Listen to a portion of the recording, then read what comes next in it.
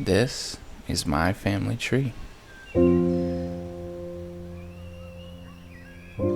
a long time ago, it began.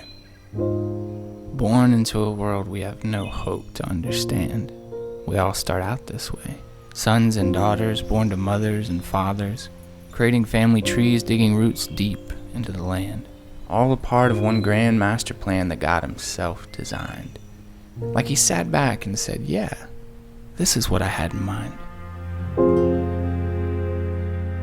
He looks at a mother and says, I'll give her a PhD in broken heart repair, and she'll always know what to do with a skinned knee. This is what it's supposed to be. He said they'll define beauty by the word mom, and she'll be bright enough to leave an impression on the son. And fathers, I'll make them like an anchor. They'll always be charged with opening pickle jars and checking for monsters under the bed. And throughout all time, a battle will be fought. I bet my dad could beat up your dad. Could not. Because you see, life is walking a tightrope in a high-wire circus act. There comes a point when you just can't go back. And what you really need is a safety net. So God made parents and said, this is good. This is how they'll know my love. But what happens when a perfect plan falls apart? We look back at a story about some fruit and realize we were doomed from the start.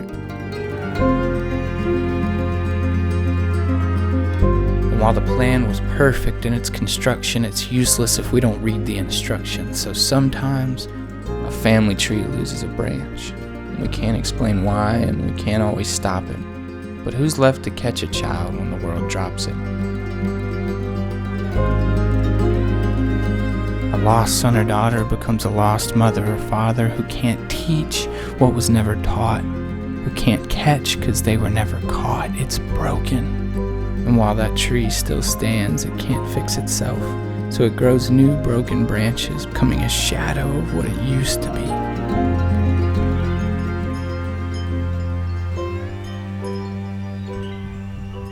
But it doesn't have to be this way. There's this place that I know where all broken trees can grow. A place where love isn't based on whose you are or where you come from. They call them village kids. And in a world that'll push you down before you can stand back up, there's at least one place with a safety net. A net called the love of Christ, held up by people called his followers. What happens when you introduce brokenness to its arch nemesis, love? It's that destructive cycle that gets interrupted. And even though it's sin that corrupted that perfect plan, it's not impossible to rebuild a broken little boy into a godly man. I know that for a fact.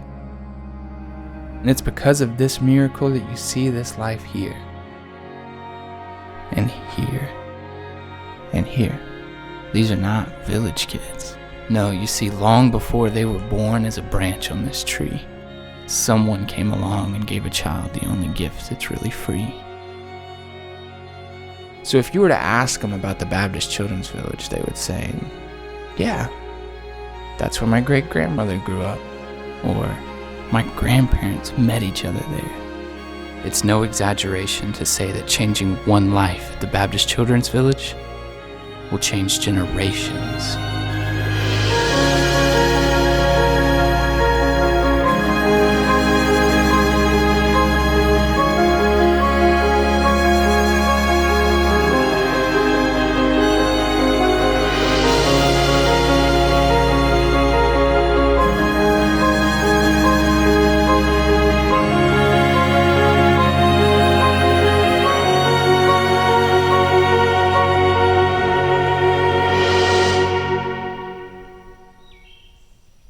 I don't know what it truly feels like to be the start of a new family tree.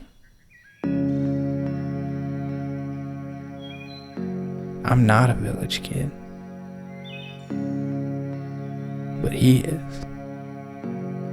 My dad.